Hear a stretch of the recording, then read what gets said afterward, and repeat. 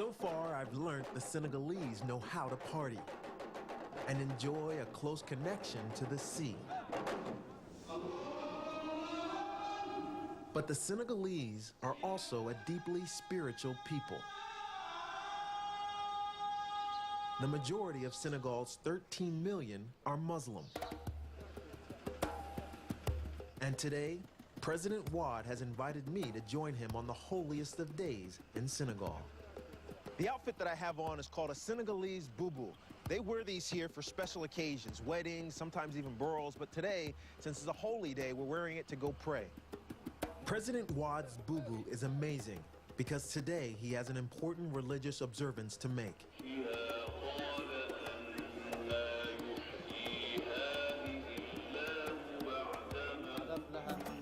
Tabaski is the holiest day in the Islamic calendar.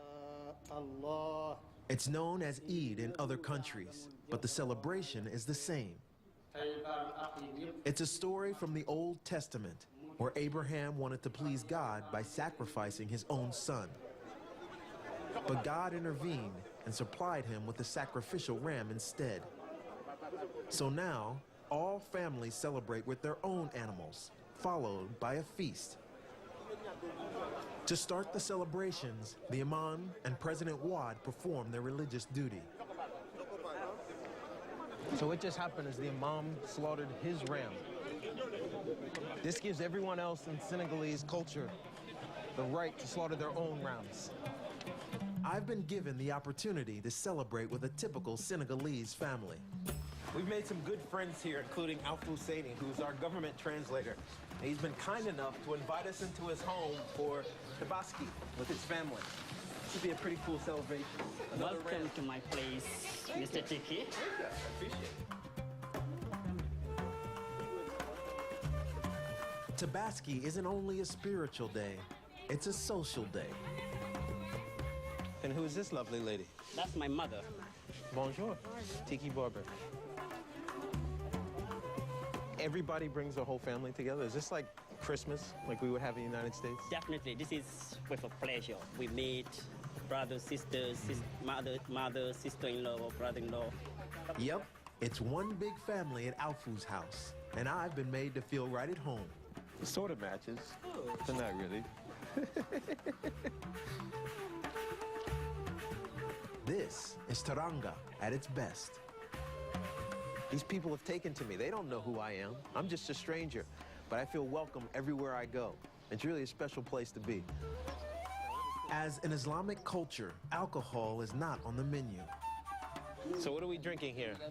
We're drinking tea, but we call it attaya in Senegal. Cheers, bottoms up. It's really sweet. A little bit like honey. I used to play football. I should have had this before I played football, right? Good, yeah, definitely. The main banquet will be downstairs, but first, a starter. Ooh. Yummy, isn't it? Very good.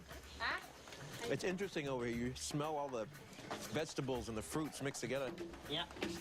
This is garlic. I know I smell garlic somewhere. Yeah, garlic and onion. Like all Senegalese cuisine, it's about cooking with the freshest ingredients. This is really fresh meat because less than 2 hours ago, this ram was walking around on this rooftop. No preservatives. This is why you all are so lean. Yeah. After simmering over hot coals for an hour, the ram is just about ready. Our meal will be served with a traditional Senegalese salad of onions, carrots, peppers, and fried potatoes.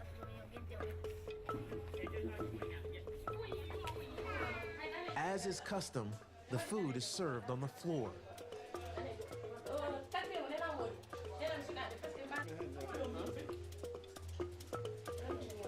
And it's absolutely delicious. Hospitality.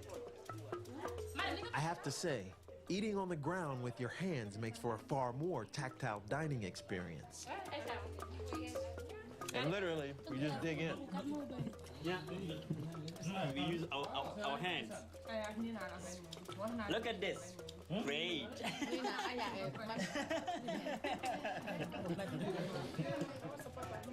Jara Jeff. Thank you for allowing me to partake in your Tabaski celebration. It was excellent. You're welcome. All the pleasure is ours. I appreciate it. Greasy hands and all.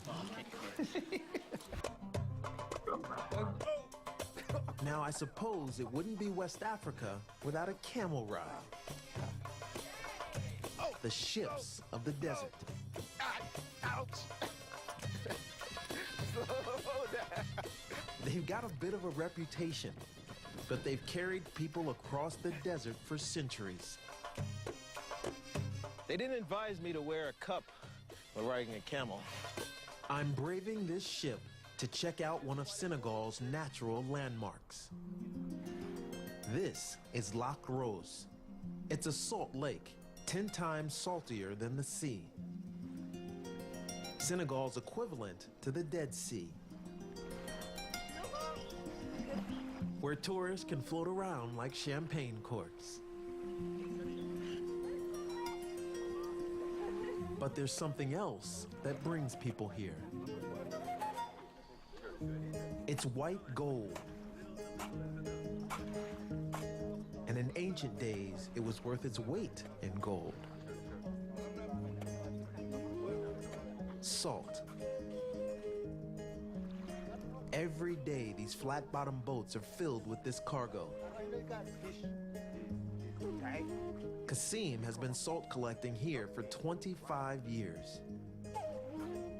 So it's black. Yeah, black. Not white. They take it salt mineral, potassium, magnesium. But when it dries out, it turns white? Yeah. After 3 days is white. This is really hard work. Each one of these workers brings in about a ton of salt. 2,000 pounds of salt a day. You know, I used to think the NFL was hard. This is backbreaking.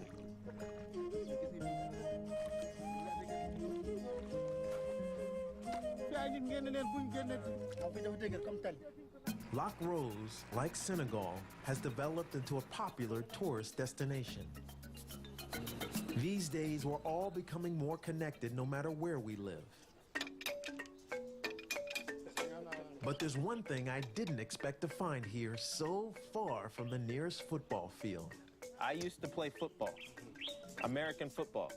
Yeah? This is me. He has no idea who I am, which is kind of the beauty of it. Of course, American football isn't big in Senegal. This is a soccer country and a soccer continent. In fact, you can get a game on most any street. I'd like to stay in the game, but the president has invited me to a serious engagement. It's another tribute to the deep spiritual roots of this country. Today, the president is meeting with the Caliph, one of the most senior religious leaders in the country. These two men will be dedicating a foundation stone for a new mosque. But while I'm waiting, I decided to do some scouting. I'm recruiting over here for the NFL. This is the bodyguard of the Caliph. He played defensive end, I think. Is he fast? They say he's fast? He's fast. It don't matter. He can play anywhere on defense because he's mean. But back to the business at hand. Thousands and thousands have come for the dedication for the new mosque. It's clear to me that Islam in Senegal is tolerant and welcoming to outsiders. Whatever your faith, you'll be accepted here. We are Muslim in general, 95% of Muslim, but a tolerant Islam. We live in peace, in good collaboration without any problem. And in some families, you find Christian and Muslim. In fact, Senegal's first president was a Christian.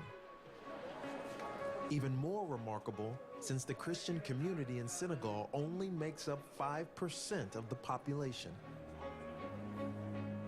The time to inaugurate has come.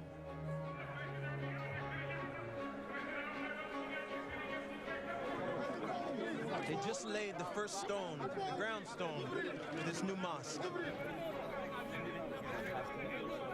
This ground is now a sacred place of peace.